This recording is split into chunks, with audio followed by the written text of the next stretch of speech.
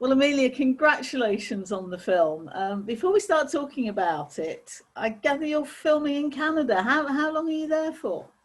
I'm here for a while, actually. I mean, it's a very kind of crazy time at the minute, so we're not 100% sure if we're going to be here for longer than 6-7 months.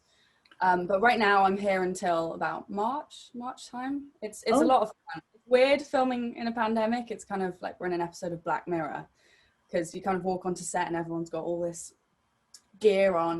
And it's funny because I don't actually know what the crew look like. We've got a new crew this season, and I've only seen eyes because they've got masks on, they've got goggles on, they've got, you know, I kind of walked outside at people's lunch break and I was like, that's what you look like. I totally had a different picture in my head. I'd made what you look like up.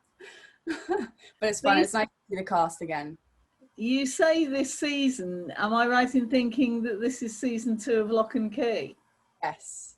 Whoa, gosh, that's exciting, because it's not that long since Netflix announced that they'd renewed it.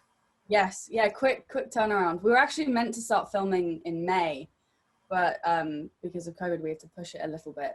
So yeah, it's been a really quick turnaround. But it's so fun. I can't wait for people to see it. They've done an amazing job with the scripts. Lots of twists. And it must be great to be back with everybody again as well. Yeah, seriously, because like, you know, we shot for 6 months last year and you become so close, like a family. And then you've got to all, you know, go home and continue your lives. And, you know, you really miss the people that you've kind of just been with every single day. So it's nice to be back together and reunited. They're such a great cast. We're actually really lucky. Everyone's so lovely. I think a lot of people are looking forward to the series coming back as well, judging from the response when the announcement was made. So. Yeah, it's a cool story, for sure. So anyway, we are really here to talk about nuclear, actually. So what attracted you to nuclear as a film? Because it's very sort of mysterious and enigmatic, really, isn't it? Yeah, well, that's what drew me to the script. Like the minute I read it, I thought it was so intriguing and kind of, it had this dreamlike quality to it, which I thought was really fascinating. I hadn't read anything like that before. And then the minute I finished reading it, I just wanted to read it again because it obviously so much happens in it. And I think that's the thing with nuclear. There's so much to think about. And I feel like all you want to do afterwards is just dissect it and discuss all the elements of it. So I thought the script was so fascinating. And I did a Q&A, BAFTA Q&A with Sienna not that long ago.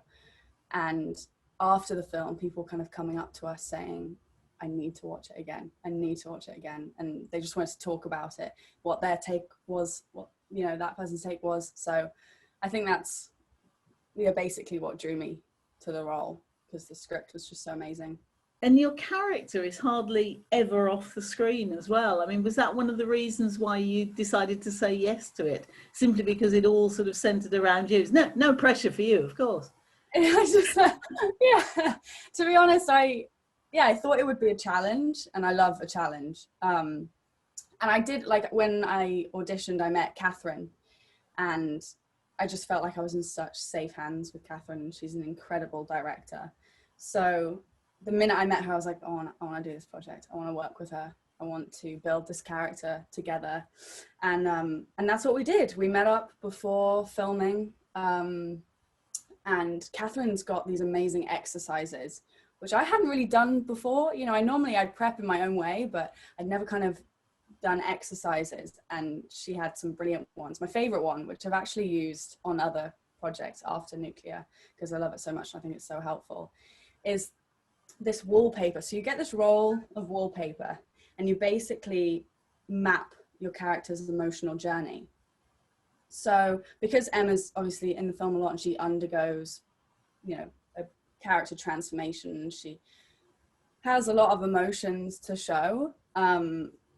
Yeah, it was helpful because it meant that I could graph and map out basically the highest, well, for instance, I'll give an example. For mother, you choose 2 emotions or more, but we chose 2. So I did happiness and sadness.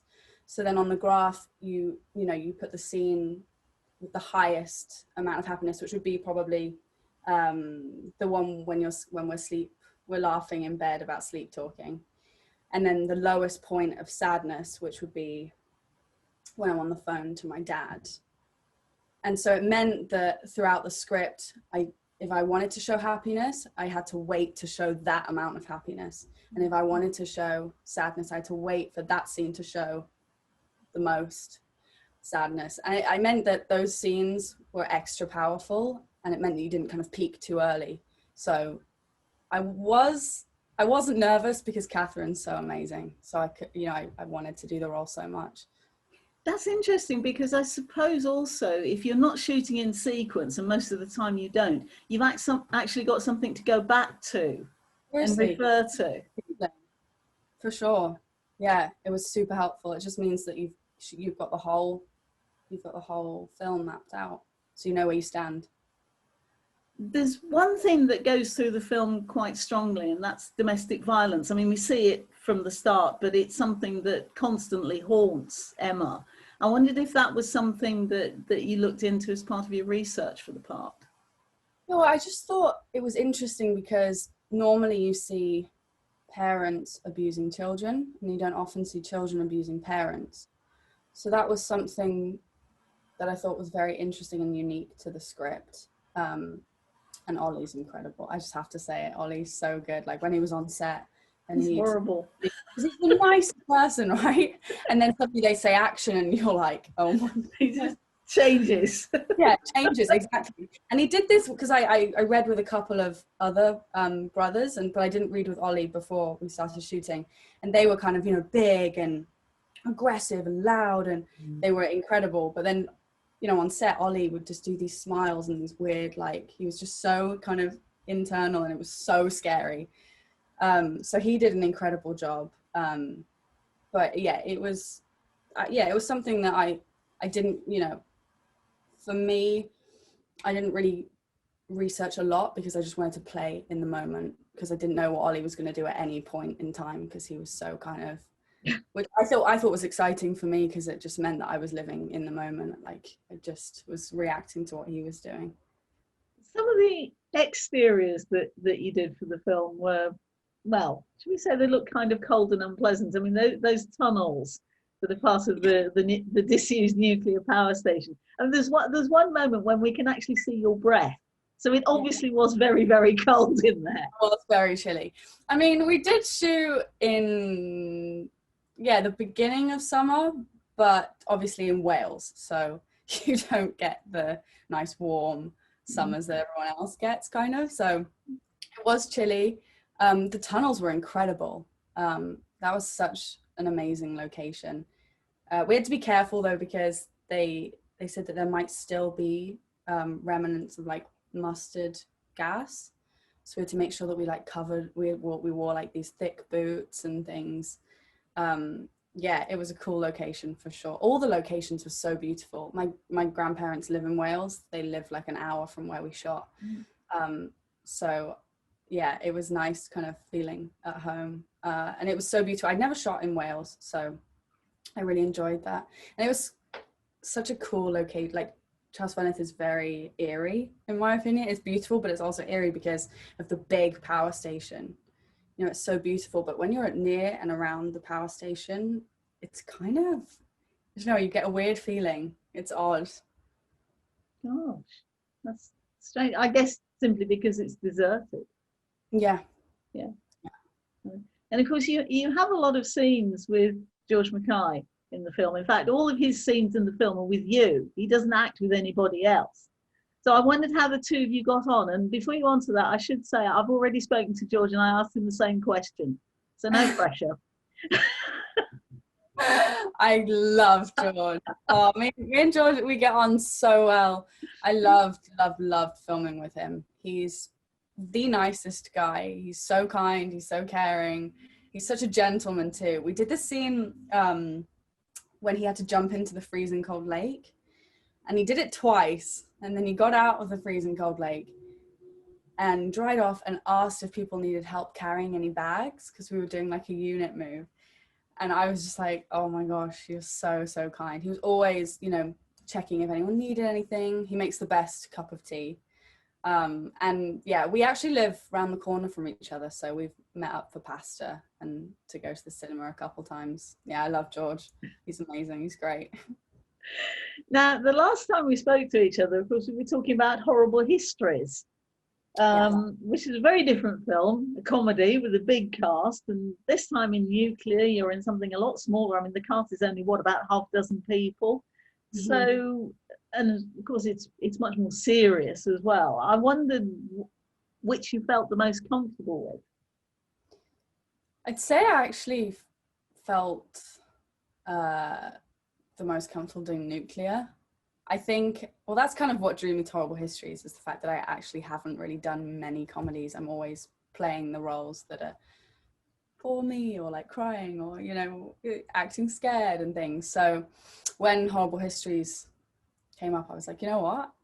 It's totally out of my comfort zone. You know, I had to sing and dance and yeah, it was totally new to me. So I was like, oh, I can't. And also, Sebastian Croft, he's a really good friend of mine, so I also wanted to work with him, and because he's amazing, he's so great. But yeah, Nuclear, I think, was more in my comfort zone. Yeah, but I like doing different things, you know. I like a challenge and I like changing it up, so both projects were super fun. Well, the next time we see you, I believe, is in a film called Coda. Yes. With Marley Matlin, which is about a deaf family. What can you tell us about that? So Coda stands for Child of Deaf Adults, and it basically follows Ruby, who is basically the only hearing person in a deaf fishing family. So her family's connection to the outside world, and they like rely very heavily on her for interpreting.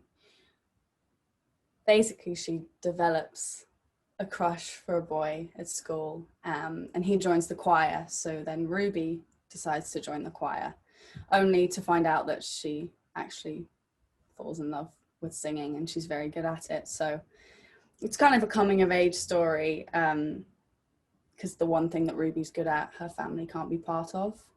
So Ruby finds herself kind of torn between her responsibilities within her family, and then creating an identity apart from them. So it's a really great script. It's both heartbreaking and super funny at the same time. Sian Heder, the director's absolutely brilliant, and she's done a great job with it. I had a lot of fun shooting it. It was by far the hardest thing I've ever had to do. I had to learn sign language for the role, and how to sing, and kind of how to fish, like work a trawler. They'd send me out at like 4 a.m. and I'd come back really late smelling like fish guts and like all these new skills. So how did you get on with learning sign language? I didn't know anything before Coda, absolutely nothing. But I think it's how my brain works. I'm quite a visual person, and quite a lot of the sign language is very visual, you know, like tea is like that, like a tea bag, and teacher is like that, you know, I guess they take the knowledge and they give it to you, and they're a person. So it's kind of how my brain works. But I've actually kept it up because I fell in love with the language while I was shooting. Terrific. Yeah, I'm continuing it. It's completely different to British Sign Language, though, isn't it? That's the problem. That's the problem. I got home and I was like, oh, I can't actually sign. It is like a foreign language. Yeah, it is. But that's great. Well, it sounds a really interesting film, actually. Yeah, definitely one to watch out for. Thank you so much for your time. It's been lovely talking to you again. Nice to see you again. Yeah, you too. And you stay safe in Toronto. Not that I'm jealous at all.